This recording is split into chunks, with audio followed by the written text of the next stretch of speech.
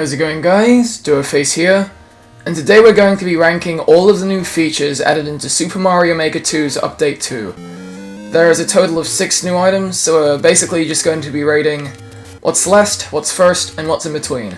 So let's get right into it, shall we? So at number 6, at the bottom of the list, we have the dash block. So the dash block is basically like a conveyor belt, which is incredibly powerful and has no specified direction. The direction specified is the way you step on it. Step on it left, you go left, step on it right, you go right. It also seems to ignore all previous momentum, as you can see here. Dashing onto one, no matter which way you're facing, it'll send you back that way at max speed. It sends you at max speed in pretty much an instant. With this sort of thing in mind, you can also create little obstacle courses such as this one that I've made, which takes you all the way to the flagpole if you do it right. However, there is one reason why this fun new block is at the bottom of the list for me. It is a 3D World exclusive item. I can see this block doing a lot of cool things outside of 3D World, but it's completely locked to 3D World instead, which, as a lot of people who play this game know, is a very limited game style. Oh, and unlike conveyors, it does not affect enemies at all, so you can't have Goombas shooting around, which is a bit of a shame. Though I guess it does have its uses in style, because if you get into a Koopa Troopa car like this one, and you put it on a dash block, you will go flying. You'll reach an incredible speed. But even with all this in mind, I'd say it's in 6th, or at least tied 5th, with the next item on the list. Next on the list, at 5th, equal or not with the other one, is the Pokey. It is a new enemy that is very tall and will kill you if you touch it. Except for in the snow theme, in which it turns into a snow Pokey, which basically acts the same way as a Pokey, except you can stomp on it, and it turns into a snowball when it's stomped on. This enemy doesn't really have too many uses other than being a very tall enemy. It can have a couple interesting uses though, since you can spawn block it in an interesting way. You can spawn block it in front of, like, doors. So with a contraption such as this one, it creates the ultimate deterrent for going back through a door. It's basically a troll in how it works. So with that contraption, you go through the door, it's fine, but if you go back through the door, instant death, because the Pokey has been spawn blocked.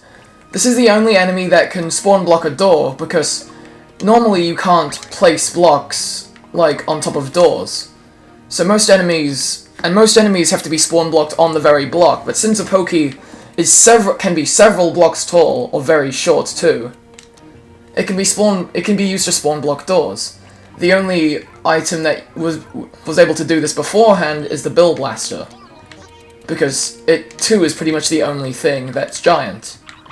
I guess another thing about the Pokey that's good is that it also moves, unlike a Bill Blaster. You see, another thing that the Pokey has that's kind of keeping it down is, this looks like a really cool contraption. You hit this block once, a bit of the Pokey comes out, and this munch is lowered so the Koopa goes across. Then you knock out 2 of this guy, 3 of this guy, and the Koopa can walk across a straight line, activate the P-switch, and activate this door. Except Pokeys can't have stacks. So contraptions like this are completely impossible. Though, one thing that is useful about the Pokeys is that, even though they seem really tall, I think they don't add to the enemy limit too much. But I'm not going to test that here. So for now, they are currently 5th place. On to the next item. Next up is the P-block. It's basically just an alternate form of on-off switch, which is linked to P-blocks instead of on-off blocks. Well, no, P-switches instead of on-off blocks. So I don't really have many uses to show you for this block, but I know that just because of the fact that it's an alternate form of this block, which is one of the best additions to Mario Maker of all time, I'm sure that it has a lot of uses that I really don't know about, but would probably be very good for contraptions and stuff. One benefit I do see is that the P-switch, the new P-block stops you from cheesing forced boundaries. Say, if you hit this P-switch, both of these are meant to block you off, but Super Mario can break through bricks. However, they cannot break through P-blocks because they are completely indestructible. so they have different uses for different things. Of course, the P block can also completely block off areas unless you hit a P switch. And I think that that's pretty cool, but I don't really have enough uses for it to classify it being any higher than 4th on this list. So let's move on to the third item. So next up is the Frozen Coin, at number 3, which is basically a block which can be melted with fire. And it has a coin inside, of course. You see, at first I didn't really think there'd be much of a use for this thing, but then I realized there are quite a few things. The first thing that these frozen coins have is that they guarantee that they block off a passage which you need a fire flower for. So if you use just an enemy that's meant to be a fire flower deterrent, some players may just damage boost through instead, like this. They can still get through. However, with the frozen coin, they are forced to have a fire flower, as otherwise there is no way to get through this path. Another thing that the frozen coins can be used for is actually multiplayer races. Say, it's of course an alternative to say like the P-switch method or something else, but all four players jump in, wait, and then the burners will burn everything at the same time, damage all the players at the same time, and then they just go through and do the race. Another thing that these ice blocks can do is create a sense of urgency to defeat a boss like this. Of course the timer is a bit tight, but as the lava ball comes in, it will start to melt the floor, leading to making all of the ice disappear. This can be used for not only boss arenas and such, but also speedruns. Say, for example, this setup here shows a sort of speedrunning thing. If you don't constantly move kind of fast, this lava bubble will catch up to you and remove the floor you stand on. These blocks are really good for creating a sense of urgency like that. One extra thing I'll mention about the frozen coin is that they're actually really good as decoration blocks. Though of course they aren't quite as decoration if they're on the outside of an ice block, because then they can be interacted with a fireball. But they look pretty good, and they can add a bit more, like, character to your snow level. So let's head on to what is actually, at least in my opinion right now, a tie, though I might decide later in the video what's better, between these final two things that I haven't covered yet. So the first item which I'm going to cover for number 1, because I think that this is a tight spot, at least from my experience so far. At number 1, we have, I'd say we have, Link, like the Master Sword power-up, as it gives Mario a lot more tools. Press the dash button to slash, hold down and press the dash button to do a sword dash like that, press A and down in midair to do a ground pound, press up and Y to create a bomb to throw it. You can also use R to get a bow. You can still move while using this bow, and you can tilt it up, tilt it down, tilt it forwards, and jump around while doing all of this at the same time. You can even block stuff with this sword, say like a giant thwomp. You can even brutally harass a giant thwomp in this way. Look, you can't even... See, look, so this is, of course, a pretty good power-up. This actually has a ton of uses too, because I'm pretty sure that the ground pound can break through blocks, the bombs can break through hard blocks, the arrows can collect coins, and I think the arrows can even activate P-switches. Allow me to quickly check this. So, if I take a look here, the arrows activate both P-switches and on-off switches, which makes this power-up even better. So this power-up definitely isn't going to be going down to second in this list anytime soon. Though I'm not sure if I should rank the other item that's at first higher or lower than this, because both have a lot of very good uses that I can see happening. So to summarize, the Master Sword is a very multi-purpose power-up, though I guess it loses a few points for being Mario Bros. 1 exclusive. Now let's move on to the final item on this list, and I'm sure you'll be surprised that it's sharing a spot with the Master Sword. And also sharing the number 1 spot with the Master Sword is Spike. So, there's a lot of reasons why I put this seemingly goofy, random enemy at the number 1 spot, and it's pretty much purely because of the spiked balls that they throw, or if you go into the snow theme, the snowballs that they throw. They also have different mechanics in each game theme too. So, this added in snowballs. So I'm going to include snowballs and spikeballs at the spot too. even though snowballs are a shared thing with Pokies, which gives them a little more credit.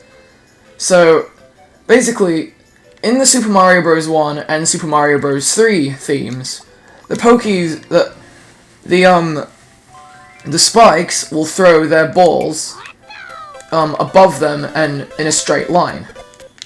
However, if we go into a later game style, being World U or 3D World, they'll kind of lob them like that, and they'll interact with stuff. One useful thing, though, that you wouldn't expect is that even though these go in a straight line, and you'd expect you wouldn't be able to interact with them normally, if they hit something like a slope, they'll suddenly act normal.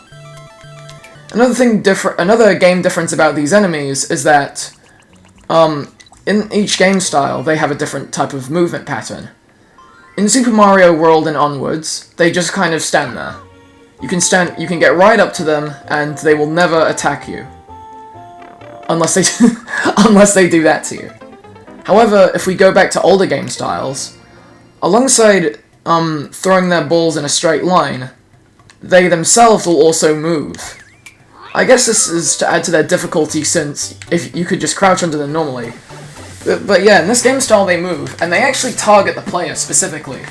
So they're also kind of like an alternate version of Monty Mole. However, another reason why these guys are placing so high is because of their useful spike balls. So, these spike balls can also activate P-switches when they land on a spike. When they land on a P-switch, that is. So if I quickly go into... Yeah, you can also activate spike balls just like that. So spike balls can also activate P-switches, which makes them pretty useful. Alongside this, the fact that they interact with slopes a lot is a very good thing, because they can almost act as a sort of timer type thing, or they can chase after people. Oh, and the different sizes also interact with blocks. The big ones break blocks, while the small ones don't, if you take a quick look here. The small one just breaks on that block, but the big one will break these blocks instead, as you see there. Another great thing about the spike balls and spikes themselves is that the snow theme gives them a non-damaging variant, which is the snowballs. Snowballs act exactly the same as spike balls, except instead of... they also...